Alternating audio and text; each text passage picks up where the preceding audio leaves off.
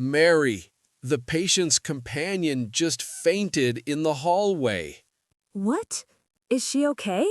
She is on the floor. I think she is scared. It was her first time here. Okay. Call the nurse's station. I will get the wheelchair. I already called. They are coming. But we need to move her now. Help me, please. She is heavy.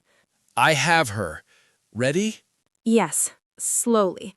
Let's put her in this chair. Good. She is breathing. That is good. I will get some water. Stay with her. Sure. Ma'am, can you hear me? You are safe. We are doctors. Here is the water. How is she? She is waking up.